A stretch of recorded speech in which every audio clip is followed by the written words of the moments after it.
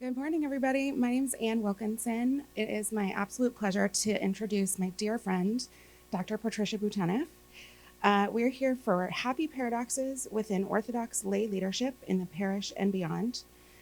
Sometimes it seems that if you want to be a leader or at least have a significant chance of making a difference within the Orthodox Church, you have to be ordained. Nothing could be further from the truth, either within your parish, your diocese, or your jurisdiction. In this workshop, we'll look at what paths a wide variety of people have forged and how you can follow in their footsteps. Patricia Van Bouteneff has a Doctor of Philosophy from Oxford University. She's very fancy. And is a former academic and corporate chief of staff, and now works on projects as a strategic communications consultant and an independent scholar specializing in folklore and Pontic Greek studies. Her current focus is directing Oxia, a network of Orthodox women in the United States. She was baptized as an adult in Thessaloniki at, of monastery, and and currently serves as parish council president former parish council president at Holy Trinity Church in Yonkers, New York. She's been active in church communities in Greece, England, Switzerland, and the United States. And she's a heck of a baker. We love to bake together. So with that, I'll turn it over to my dear friend. Thank you. Good morning. So, as Anne just mentioned in the introduction, one of the better kept secrets in the Orthodox Church today is how many of our leaders are or have come from the laity, like us, right? They tend not to stand out too much because they're usually dressed in the same way that you and I are. And as Orthodox, we're trained to expect our leaders to wear cassocks or beards and pectoral crosses. But knowing about the specific roles that lay men and women have been playing or are currently playing in the church today is important. And it's all the more so if you're hoping to fulfill some kind of calling of your own.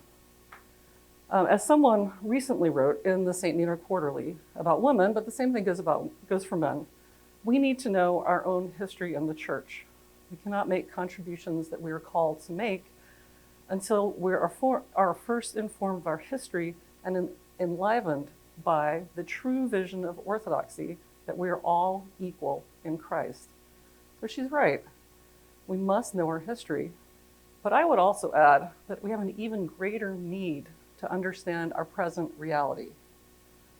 So let's think about your reality for a moment. I'd like to take a couple of minutes here for us. I've done quite a bit of it, you'll see in a second, for you just to think about all the people you know in the church who are not ordained and yet have some church-related leadership role, and to think about what their role is. So do you have with you like this little notebook or anything to write on? If you don't, I have some pens and paper here. Does anybody need one?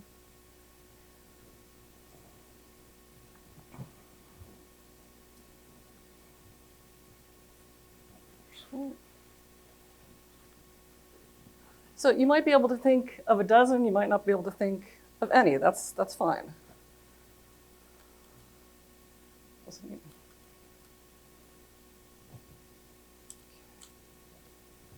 Anybody else?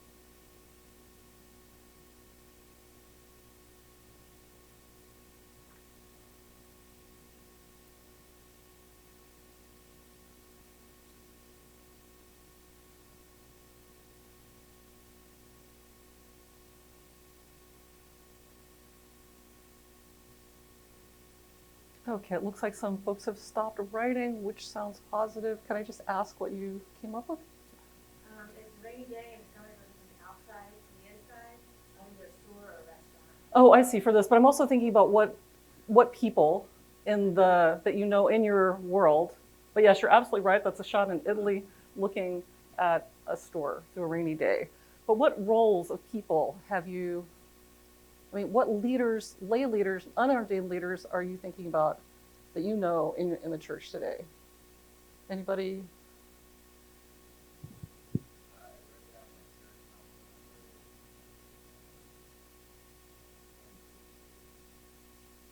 Great. Sunday school teachers, parish council members.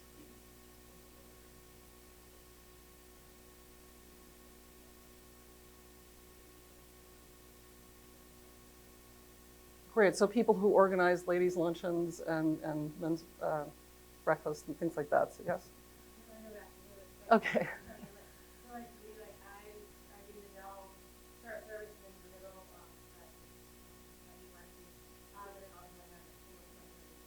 Great.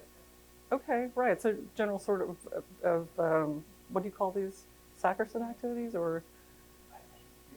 Yeah, service. Yeah, yeah. Sort of altar service in the nave kind of things. You're right. Yeah, absolutely. Anybody else? Okay, choir directors. Great.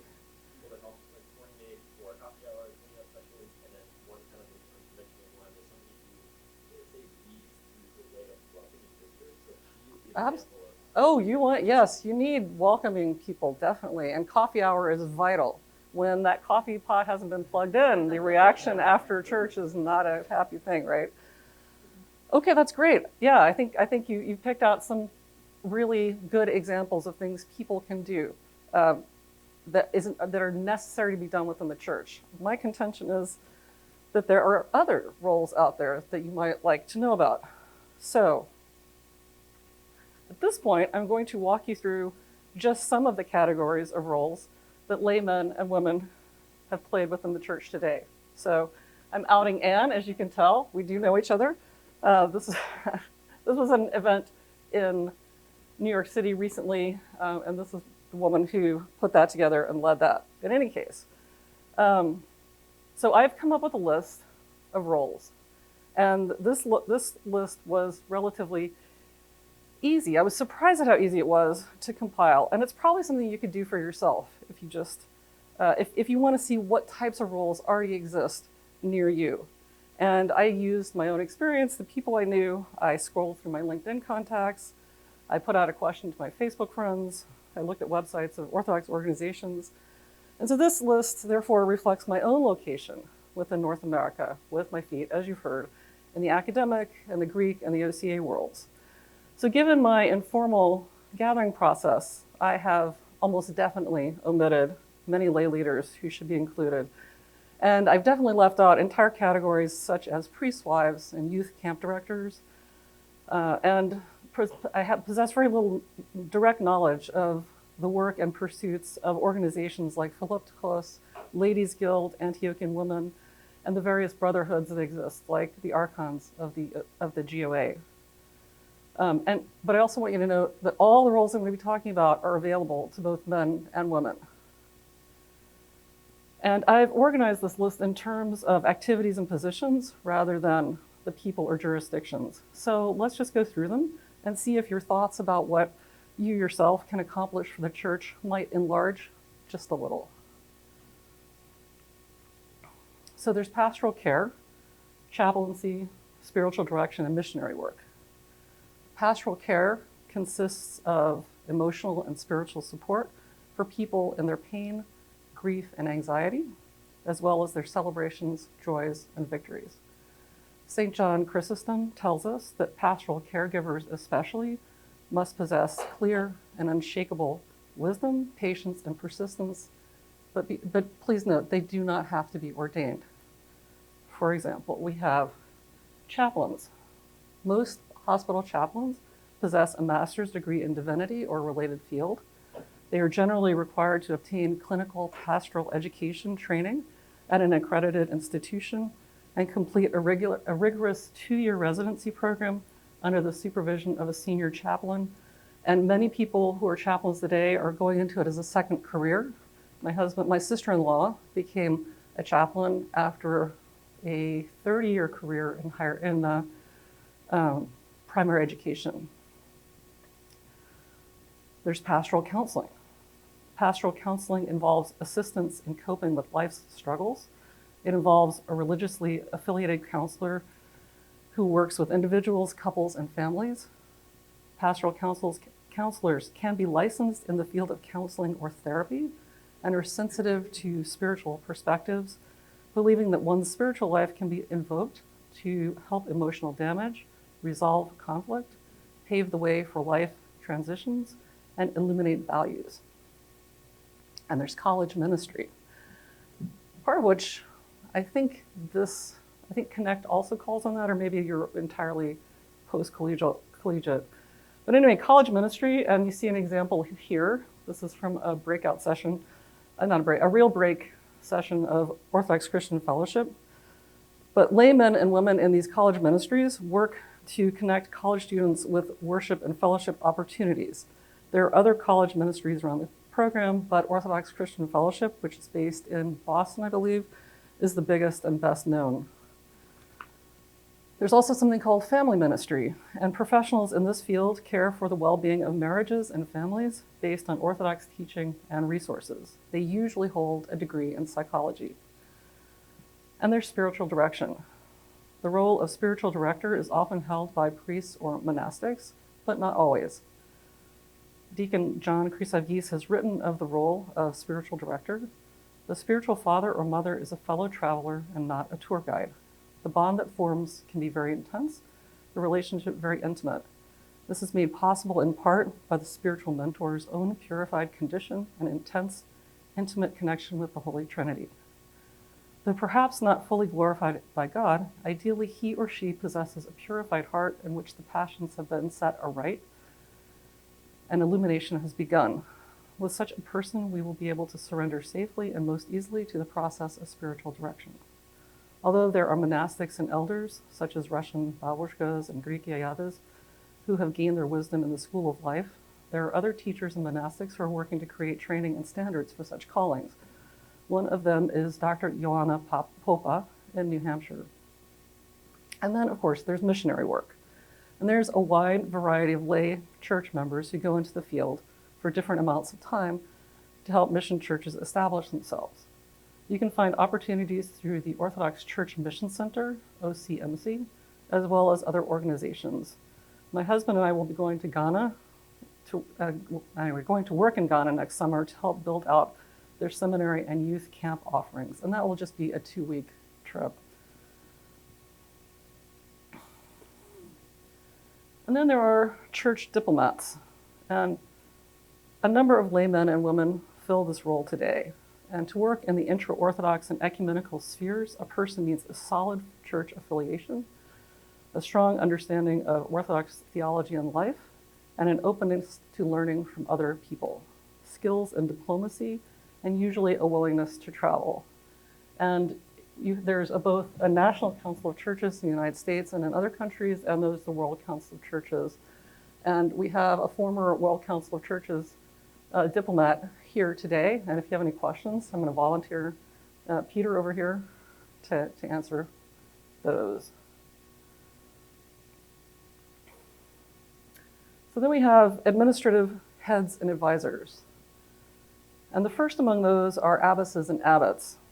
And please don't think that I'm out of touch when I bring up the possibility of lay leadership in monasteries. Abbesses and some abbots are tonsure, but not ordained. Sometimes they're ordained, they're abbots, but not always. And some of you sitting in this room today might become one. And there's a lot of monasteries after all, and they each need to be led. The work of nuns and monks in general, and their superiors in particular, involves a great deal of physical, mental, and spiritual labor.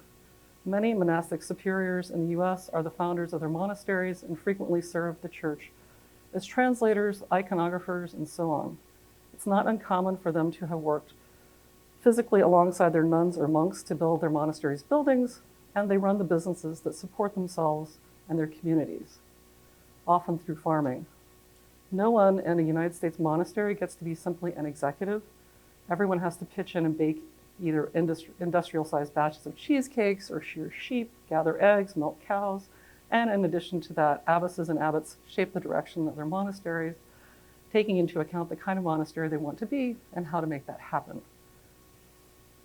And then there are trustees and directors, and that's what you're seeing here, the trustees of St. Vladimir Seminary here and the trustees of Hellenic College Holy Cross on the bottom at work. So all nonprofits have governing boards. Parishes and church-related organizations are no exception. The governing boards of nonprofits, like those of the seminaries that we see here, have a general obligation to be caretakers of the organization and to look after the interests of all their stakeholders. There's a host of competing pressures that nonprofits face, including economic factors that impact the institution, the financial hardship of the members or clients, increasing need for aid, combined with a high-level idealism. They must strive to provide a sound environment with appropriate facilities and an engaged staff. They must make sure that the books are balanced and raise money for capital investment, research, and continued growth, among other duties. And then there are the council, commission, and committee members. Laymen and women who share their expertise on church councils, commissions, and committees can have an effect internationally, nationwide, jurisdictionally, or across a given diocese. Now, these roles often, but not always, call for a degree of expertise in a non-theological field. So if you're not studying theology here and you want to really make an impact just within the church itself, here's your chance. So some of these commissions and committees have names like this. There's the Center for Family Care. There's the Commission for Science and Technology. There's a Commission on Canon Law, commissions on liturgy and church art. There's a Department of Christian Education.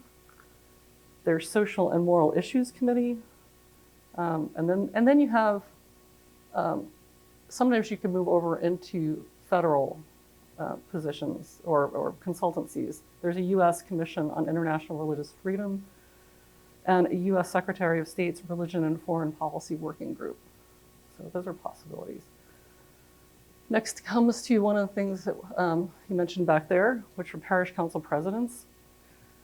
Now, parish council president is probably the role we most often think of when we think of lay leadership within our own parishes. It's a common role for men and women, for men generally, always, but in recent times, women have increasingly been elected to this role. And so for just a moment, I'm going to talk about women on parish councils. And that's partly because when I ask friends on Facebook for the names of women parish presidents that they know, I received a bit of resistance, and that was only because they wanted acknowledgement for the many other women that are doing significant work on their councils, and rightly so. The majority of the members on many parish councils are female, and that's certainly the case in my parish, where 5 of the 7, actually it's increased.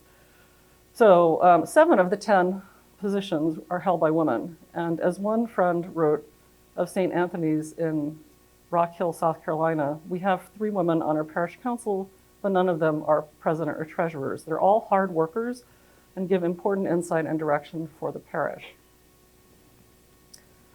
And then we have lawyers.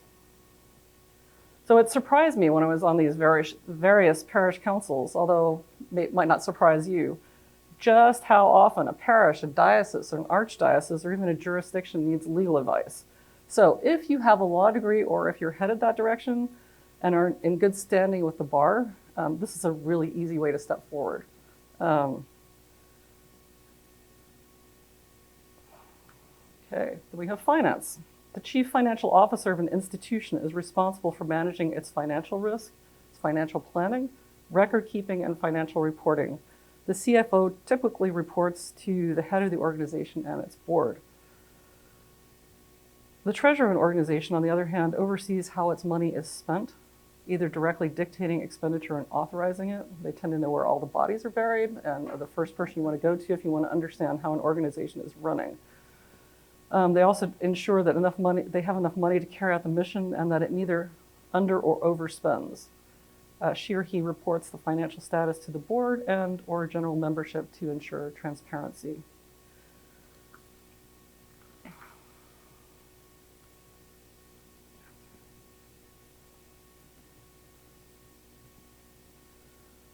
So church musicians are a very big deal. in the Orthodox Church. Generally, you have your academic practitioners, and qualifications here include at least a master's degree in musical performance and or conducting. There's a woman named Jessica Suki Pilalis, who's a laywoman now living and working in upstate New York, and she's been credited as being one of the thought leaders in moving Greek churches in the United States away from Western-style choral singing back to Eastern chant. So you can have quite an influence if you know what you're doing. And then you have your regular parish choir directors and your protopsaltes. So the choir director plays a key role in the liturgy and other church services. Choir directors have to have a sense of the liturgy. They need deep experience with church music, musicality, and leadership skills.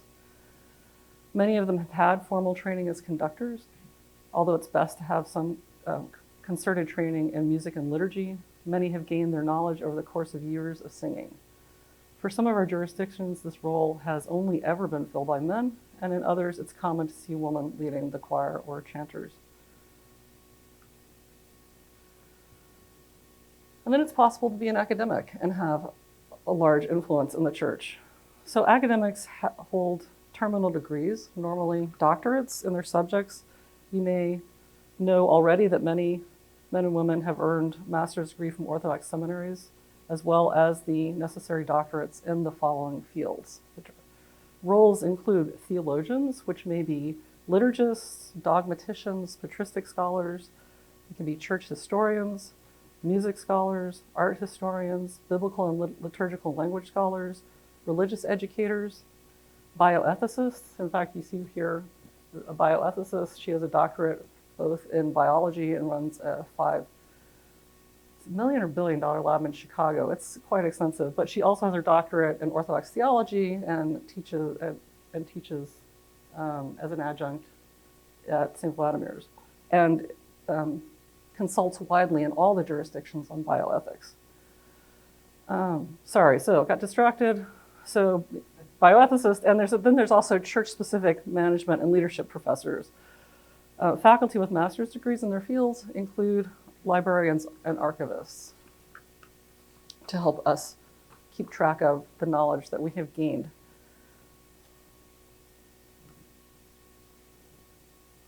Artists and artisans. So Orthodox aesthetics reside as much in the art and architecture which surrounds us and expresses our beliefs as it does in the music and poetic traditions. That is, liturgy consists as much in action as it does in the materials which have taken a holy form. Lay people do significant work in iconography, graphic design and illustration, ecclesiastical tailoring, and textile design. As for the ecclesiastical tailors, Taylor Krista West has written that vestments are integral to Orthodox Christian praxis in the same way that the altar faces east or the Pantocrator icon is depicted in the main dome of the church. And it's integral to Orthodox Christian theological expression in the same way that the veneration of icons manifests our belief in the incarnation. And as an aside, if you want to be a textile designer, you can do that. You need a degree from a design school or an apprenticeship with another designer.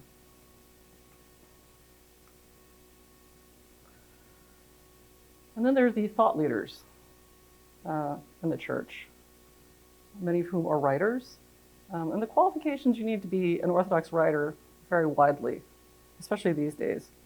It depends, obviously, on the book, the kind of book that you want to write. Academic books require a degree and an expertise acknowledged by your peers because they go through a peer review at the presses before they will be published. Popular writers, on the other hand, come from a wide variety of backgrounds. There's a lot of self-publishing going on these days, but it doesn't hurt to have things reviewed and done professionally. Many writers are also speakers. In fact, if you want to get on the speaker circuit, consider contacting Cynthia Damaskos, the director of the Orthodox Speakers Bureau. There are children's books writers, and there are bloggers and podcasters. And in many ways, blogs perform these days for their online readership a similar function to the opinion pages of newspapers. And there are many of them, and many of them are quite popular. Podcasts, on the other hand, demand a level of technical sophistication not unlike that of a radio show. Some have really large followings. Sister Vasa Lauren's highly engaging Sister Coffee with Sister Vasa has a wide international audience and has been translated into many languages. And then there is Stephen Christoforou, who produces Be the Bee through Ancient Faith Radio. And there are translators. These are lay people with good linguistic skills who have translated liturgical texts as well as theological and spiritual works. And you may be wondering why I'm thinking of translators as thought leaders, and that's because they choose the books often that they are going to translate, and translation is effectively a kind of collaboration with the person, with the work that you're translating. So it is an active rather than a passive activity. And then there are homilists. And in fact, you see a seminary graduate named Ligon Thomas here. She is giving a homily. Homilists are the men, and as I say, believe it or not, women, who have received a formal blessing to deliver sermons during church services. You'll have an easier time asking your priest for this blessing if you have a seminary degree, but it's not strictly necessary. I have no theological background, and a few months ago, found myself invited to give a sermon at a parish in Vermont. I was honored and very surprised, but very happy to do it.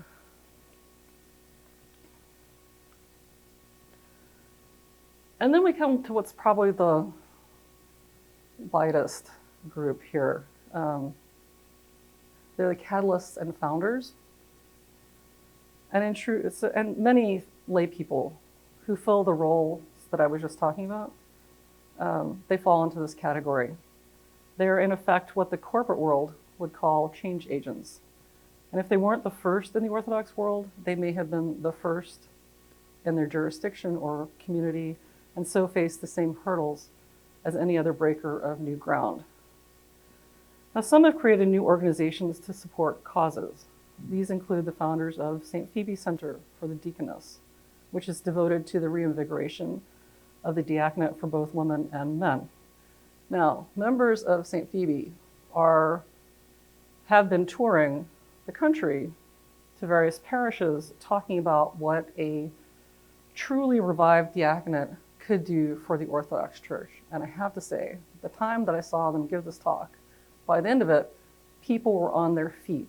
It's the most energizing and exciting talk on Orthodoxy I have probably ever heard. So if you want to hear them, ask your parish or your wider community to invite them, because it's really inspiring.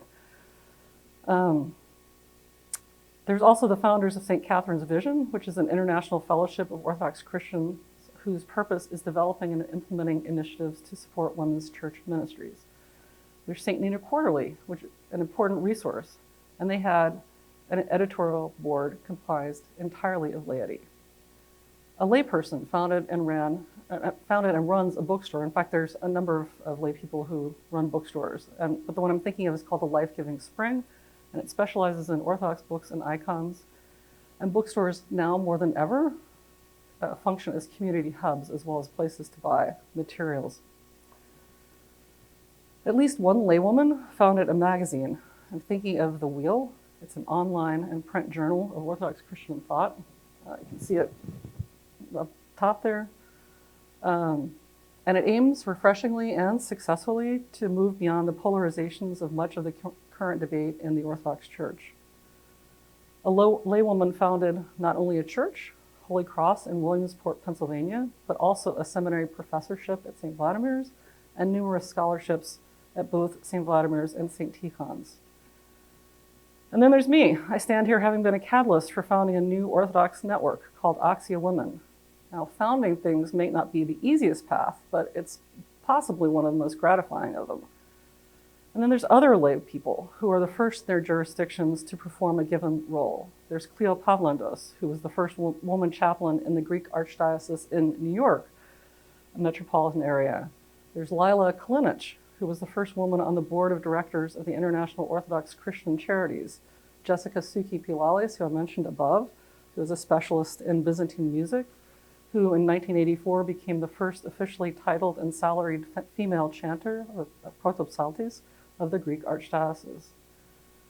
But also, Anyone who stands up against corruption, abuse, or malfeasance within the church also falls into the category of leader. And the people who do this vital service need to be accorded the same protections within our jurisdictions that they are in corporations and government. We cannot thank them enough for standing up to the immense pressure to remain silent. In the days before the church has put processes in place for responsibly dealing with clergy sexual misconduct, whistleblowers came under severe pressure for holding the hierarchy to account in their respective jurisdictions. Someone breaking new ground as the coordinator of the Office of the Review of Sexual Misconduct Allegations for the Orthodox Church in America is Cindy Heiss.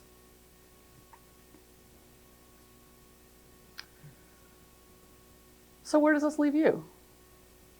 If you want to know how to go about identifying or acting on your own calling, there are two things to consider. One, you can do it in the networking way. Do you remember earlier I mentioned that I compiled this list of roles from scrolling through my LinkedIn contacts, putting the question to Facebook and Instagram friends, and visiting the websites of various Orthodox organizations. It's one way is just to see how you can network into what already exists. But if that doesn't turn up an obvious path to follow, there's no reason to decide that there's no place for you to use your talents in the church. So let me quote some thoughts sent to me by the chaplain I just mentioned. And she says, we have to start from where we are. And taking our cue from Mother Gavrilia and Mother Maria of Paris, we do what we can with what we've got. With no recognition, without help, Mother Gavrilia didn't have a bank account or insurance. Assistance will come in God's own time. Monastic theology says that everything comes from God. The good and the bad are permitted. It is said that God saves us through our failures and that Satan pulls us down through our strengths and accomplishments. If we can't do what we'd like to do, it's not time yet. In the meantime, there's usually plenty of work to do, and it probably is preparation for the work you want to do.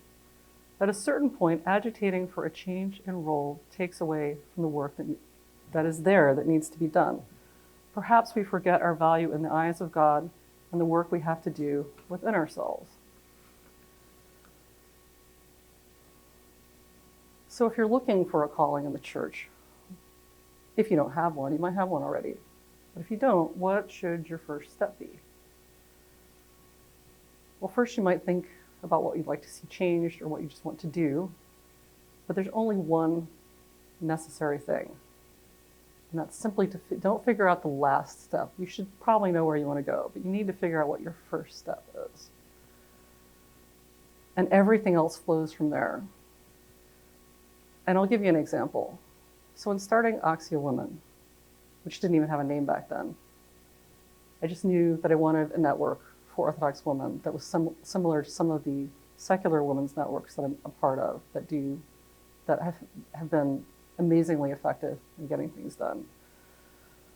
I just took a piece of paper and a pencil, probably a pen. I like gel pens, they flow, and wrote down the name of every woman I could think of who might want to talk to me about the kind of women's network that I had in mind. And then I started making phone calls or reaching out by email, and we started talking and some people were busy and this wasn't the direction they needed to go right now, or they just had a baby, or they just had surgery, or who knows. You know, things happen. But I found a core of people who were like-minded and were really interested. The conversations have continued, and now I have a lot more ideas. I have a founding board.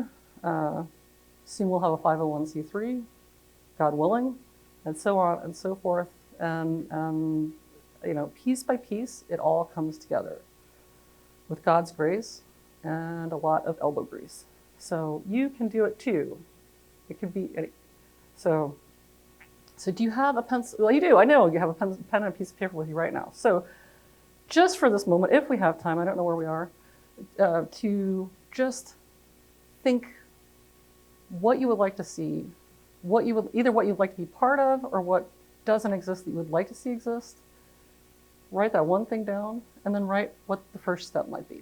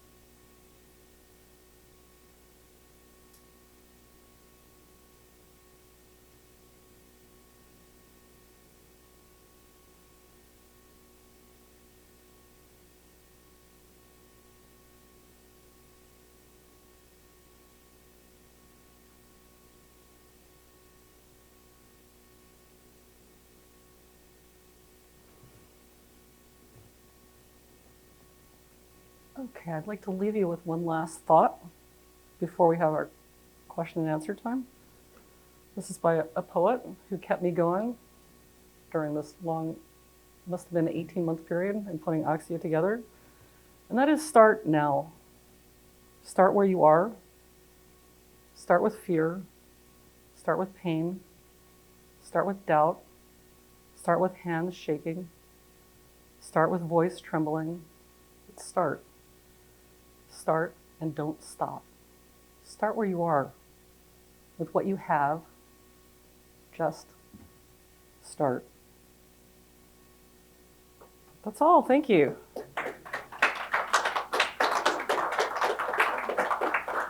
Also say, if before the end of the conference or at any other point you want to just email me and tell me what you're thinking you want to do, I'd love to hear it. I really would.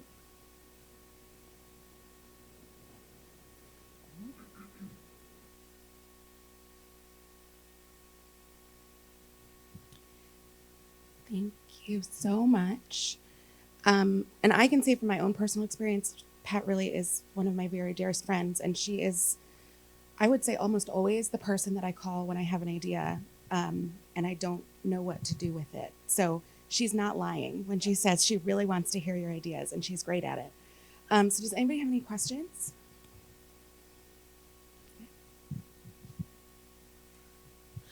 Hi, I'm Alex from Knoxville, Tennessee.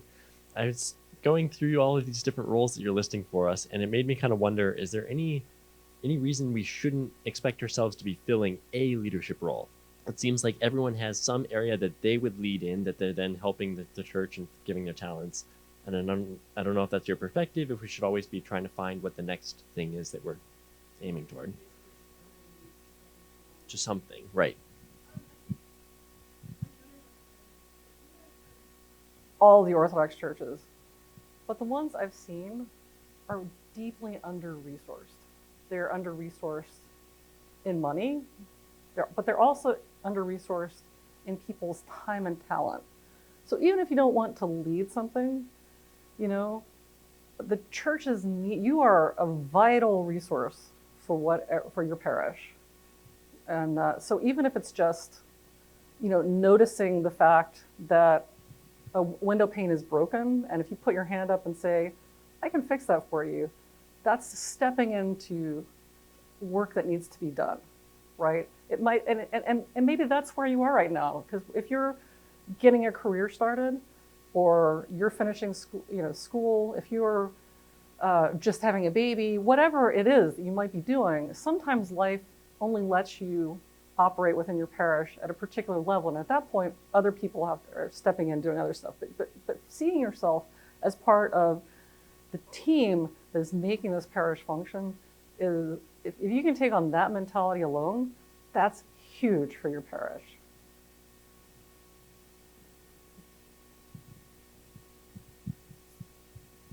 A great talk, thank you. My name is Andrew, I'm from DC. One of the things I've always struggled with throughout my life is the idea that we are very different from the original church that was created by Christ 2,000 years ago. And one of the main differences, in my opinion, is how early on Christians were out there preaching Christianity, telling the world about Christianity and about Christ. And today we tend to be more sort of insulated in our churches, going to church on Sunday, and then the rest of the week, you know, we're just, you know, in our jobs, in our careers, and we're not out there preaching Christianity. I did not see in your presentation that, you know, one of the roles and the committees within the church should be a committee or a group of people interested in going out there and preaching Orthodoxy or Christianity to the world, whether this is online or in person, whether it's in certain places or going to prisons, or you know, there are a lot of different ways of doing it. I'm very curious what your thoughts are on this, if you know of any that exist, especially in the West. I know that does exist in Africa, for example, where the culture is so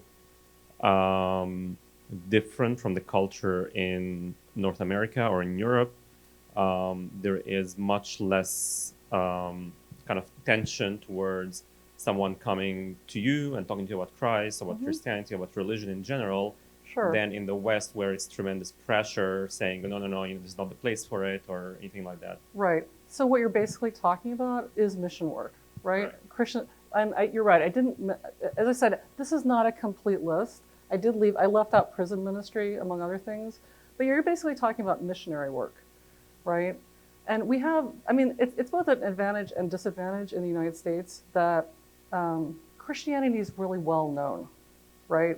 It's still the vast majority of people in the United States profess to be Christians of one kind or another, right? So it's not like you're taking people news that Christ exists that they don't already basically possess. It doesn't mean that they understand the basics of Christianity as we as Orthodox know it, right? So it doesn't hurt to go out and tell them, right? There are people who feel called to go tell them.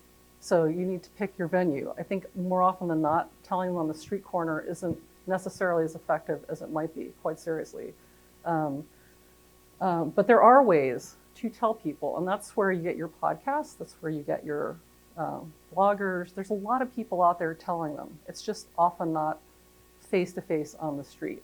But if you can if you're called to do that and feel like you want to find a way to set up a venue someplace and pull people towards you in a way, then I would definitely encourage you to do that. But I would also think that it would be a good idea to structure it in some way rather than doing it off the cuff.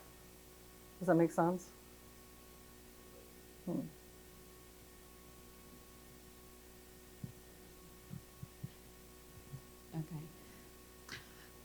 My name is Nadine. I'm from New Jersey.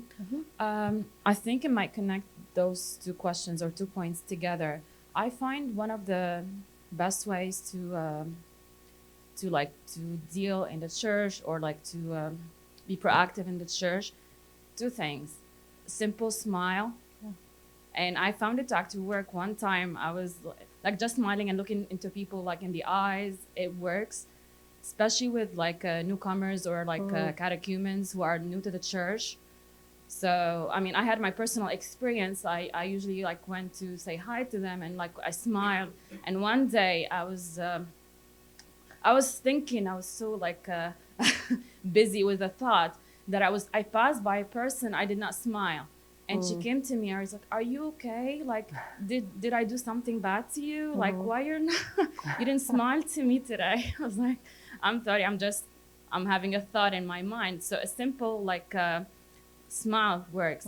And also I find that just checking on people, emailing them or calling them when they don't come to church is it's a simple action that does people connects to you and connect to the church through you. So you don't have to be a parish council leader or any of these positions in the church to make a difference. Just simple actions like that I find to make a big difference in people's lives. So yeah, it's huge to know that people actually care about you, and people that's how you create your parish community, is making sure that you're connected and checking up on people who aren't there, finding out about them. It really makes a difference. People remember if you checked in on them.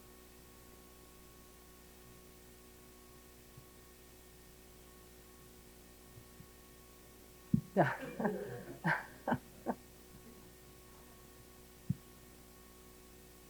Any other thoughts or questions?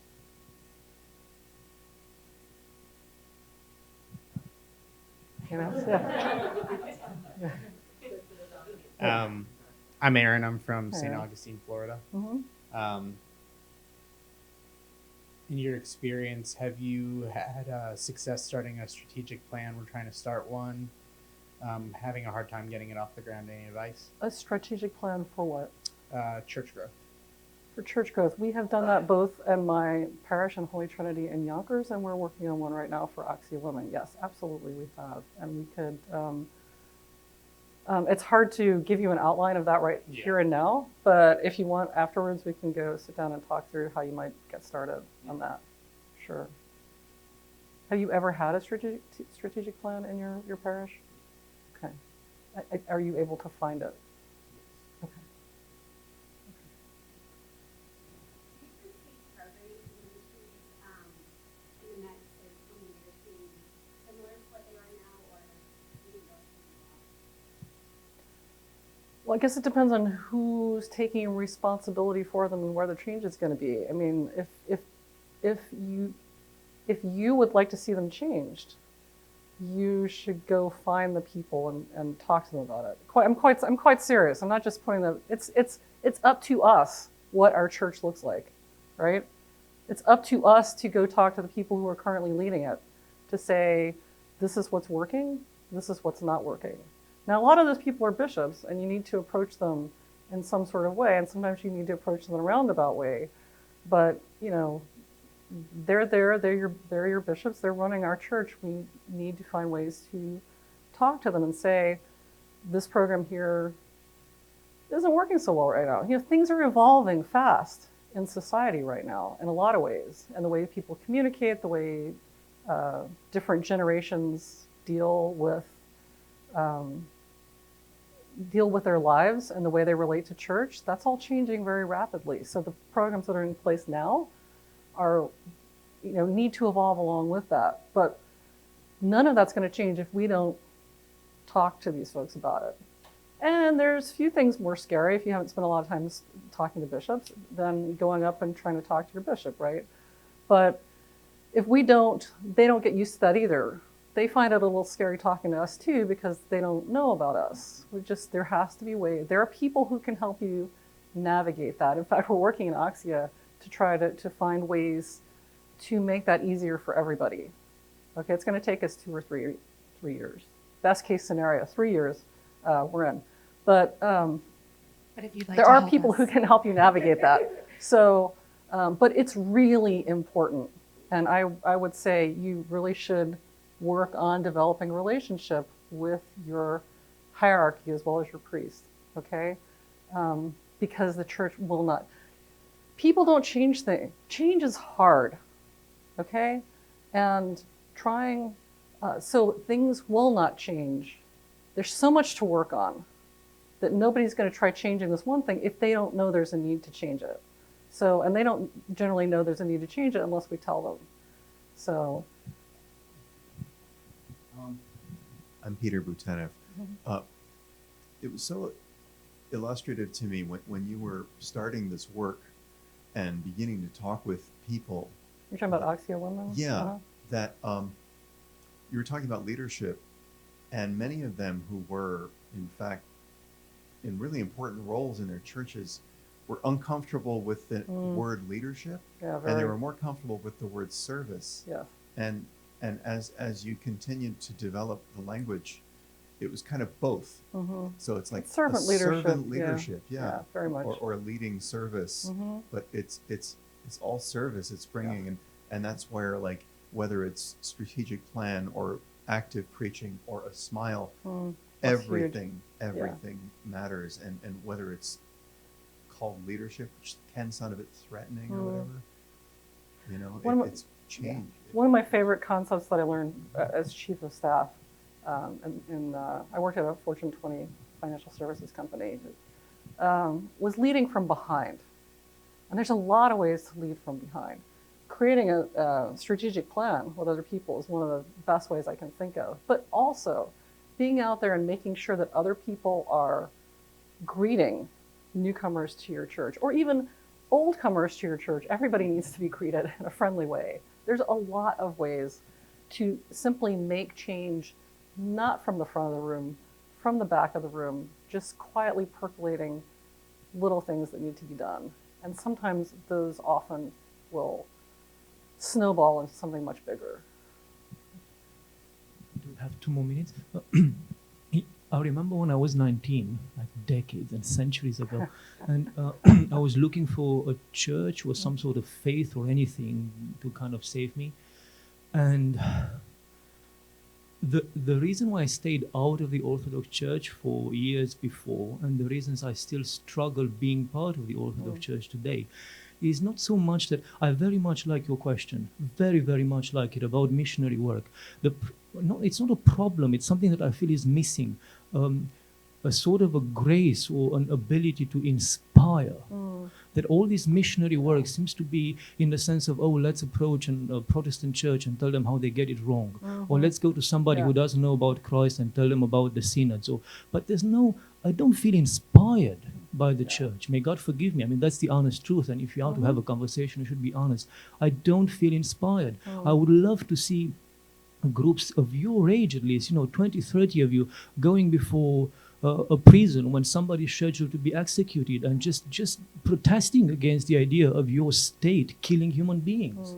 I would love to see a group of you going somewhere where there was a gun attack that killed people of your age and protesting again. You don't have to scream, I'm Orthodox Christian. You don't even have to state your faith. There's a way in which our faith doesn't seem to bubble out in an expression that speaks to people who don't know about Christ. We don't have to make it about orthodoxy. It should just be natural to bubble up and react. And this reaction, I feel, maybe I'm completely wrong, but I feel this reaction would inspire the world.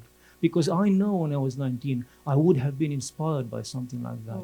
And that doesn't exist somehow. I totally agree with how hard it is to find inspiration. And that's one reason that when I went to the St. Phoebe talk, it was a set of 4 people who were talking about the possibilities inherent in what a truly revived diaconate could do, because deacons it's not what they do today. Mostly deacons are decorative, right? They make the liturgy look better. That's not what deacons are supposed to be. Okay, deacons are there to help build community. Deacons and deaconesses both. That's their basic role, but there's all sorts of ways that deacons build community, right? They build community within your parish, they build community outside your parish, and they are there, and there should be far more of them than there are of the priests, right? That's the general idea with deacons. Okay, so what happens when that sort of thing bubbles out, not as, identifying as, not as an Orthodox thing. These are just people there to build your community. Think how fragile our communities are, right? And hearing all the possibilities of what reviving this one order could do for this entire church, and not just the entire church, the community as a whole, it was truly inspiring. And I think everybody was on their feet in the room. It's a huge room. It's about 10 times the size of this. Everyone was on their feet, just hearing the potential of what the Orthodox Church could do. Yeah, I agree. But it was a striking moment because it's the most inspired thing I think I've heard in the Orthodox Church, and it stands out. And I wish there were more of those moments. And it's hard to, sometimes in monasteries you will suddenly hear something really inspiring. But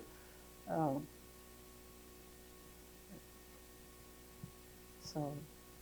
This is supposed to be a discussion, so I'm Oh, not sorry. saying. So last year when I came to Connect, I left here and had been so inspired by just having there be almost 200 people who were my age, who took the time and money and energy to come to something like this, who cared that much about their faith, that I felt like I was floating for a week when I got back home. I see somebody nodding back there too. Yeah. And so it meant that when I went home, I started working on creating young adult events in my state to try to bring other young adults together. And I had been so mad because my church didn't have any young adults. And then when I sat down with my priest and said well, maybe we should do something, and we started counting, there were 17 of us. 17. But I had never spent the time to actually look through the directory and think, oh wait, that's 17 is a lot of people. So we had the first event a couple weeks ago, which was so great. And I think I would just say to all of us, I think the fact that we're here means that we're leaders, honestly. Yeah, you're willing to step out of your zone and seek.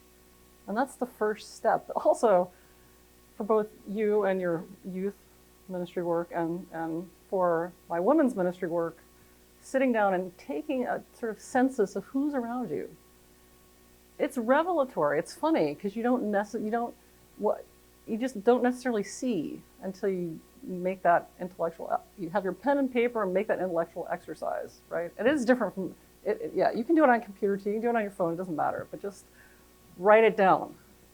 And thoughts will come to you if you do that. You know? We have time for one more question.